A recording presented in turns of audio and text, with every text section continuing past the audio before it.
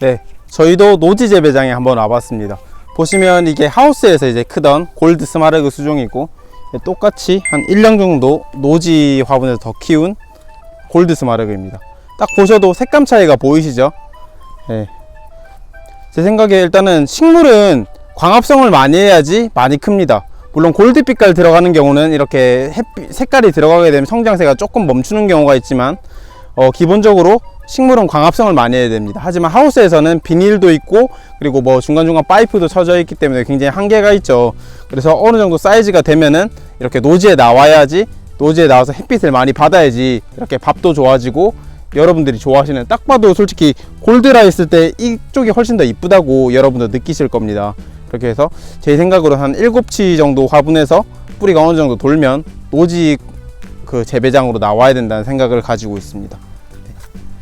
그렇게 해서 이렇게 하면은 다 좋겠죠. 모든 분들이 이제 하우스보다는 아무래도 노지 시설이 비용적인 측면에서 절감이 되고 그렇게 하는데, 왜 이렇게 하우스에서 재배를 많이 하시냐, 저희가 그 이유를 한번 보여드리겠습니다. 네, 보시면은 조금 처참하죠.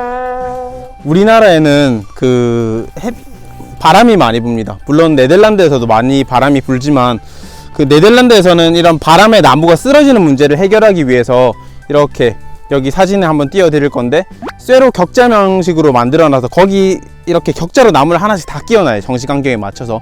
그렇게 되면은 아무래도 전체적으로 힘이 누르기 때문에 바람을 훨씬 덜 타겠죠.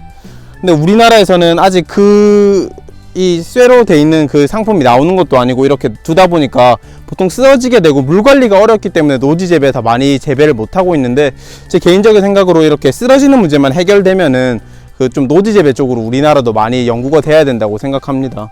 갖고 저희 실제로 그 엑셀사 겔더랜드 이런 수종들도 하우스에 있을 때는 굉장히 햇빛도 못 보고 뿌리도 좀 약했습니다. 근데 작년에 좀 햇빛을 많이 봐서 그런지 거의 배 이상이 자랐어요, 작년에. 그래서 이것도 보면은 지금 뿌리가 이렇게 됐기 때문에 한번 분갈이는 해줘야 될 것 같은데, 이렇게 제 개인적인 생각으로는 침엽수는 이렇게 침엽수를 비롯한 모든 그 목본류, 월동을 할 수 있는 목본류 식물들은 좀 밖에서 재배하는 거를 좀 지양해야 된다고 생각합니다.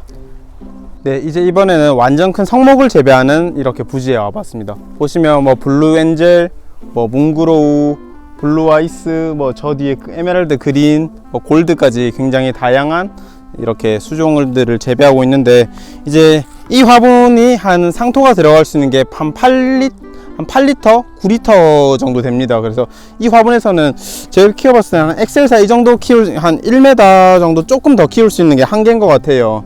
그래서 이거를 이제 더 키우려면은 조금 더 큰 사이즈로 가야 되는데, 이때부터는 리터로 갑니다. 뭐 20cm 화분 이런 게 아니라 보통 한 25리터, 30리터, 45리터 이런 식으로 가는데, 이제 이 방식의 문제도 그거죠. 넘어짐이죠.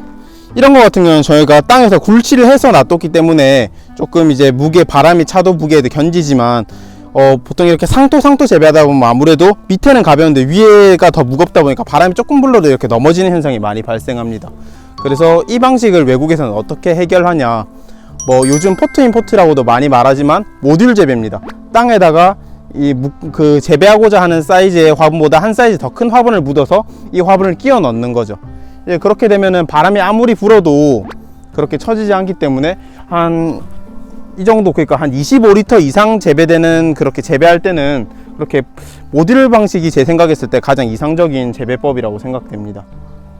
물론 이 사이즈의 화분도 그렇게 뭐 트레이라든지 밑에 이렇게 철망을 잡아서 이렇게 잡을 수 있다면 좋겠지만, 아무래도 무게가 있다 보니까 그 방식으로는 좀 한계점이 있고, 그리고 또 모듈 재배를 했을 때 좀 장점이, 이렇게 뿌리가 노출된 부분, 뭐 에어포트라든지 요즘 유행한 헤라클레스 화분 이런 걸 보면은 뿌리가 좀 마르게 되는데, 그 현상도 좀 막을 수 있기 때문에 관수하는 시기를 좀 더 억제할 수도 있습니다. 그래서 모듈 재배 시스템도 조금 이렇게 시설 설비만 좀 잘 해놓으면은 앞으로는 굉장히 좋은 재배법이 되지 않을까, 그렇게 생각합니다. 네. 오늘 저희 나무수 이야기, 그렇게 컨테이너 재배에 대해서 한번 얘기해 드렸는데, 이 얘기 듣고 아마 귀농하실 분들도 요즘 컨테이너 재배에 대해서 굉장히 큰 관심을 가지는 걸로 알아요. 왜냐면 기존 땅에서 굴치하게 되면 아무래도 귀농하신 분들은 나무 캘 줄도 모르고, 그리고 이렇게 솔직히 컨테이너 재배하다 보면 저희가 판매를 하다 보면 굉장히 편합니다. 나무만 뭐 실어주면 되기 때문에 뭐 비가 오나 눈이 오나 손님들이 오시면 그냥 실어드리기만 하면 돼요. 그래서 판매하는 입장에서도 굉장히 혁신적입니다.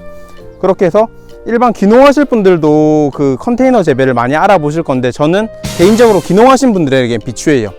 왜냐면은 아직 판로나 이런 게 그 완전히 자리 잡지도 않은 상태에서 뭐 컨테이너 재배를 하면 일단 시설비도 들어가고 포트비, 상토비 이런 걸 들어가면 굉장히 좀 큰 부담으로 다가올 수 있기 때문에, 개인적으로는 일단 땅에서 먼저 한번 식재를 해보고, 그리고 이제 조금 뭐 판매하다가 남은 상품들이라든지 아니면 일부 조금 공간에서 컨테이너 재배를 조금씩 연구하면서 그런 식으로 컨테이너 재배에 대해서 도전도 해보시면 아무래도 좋을 것 같습니다.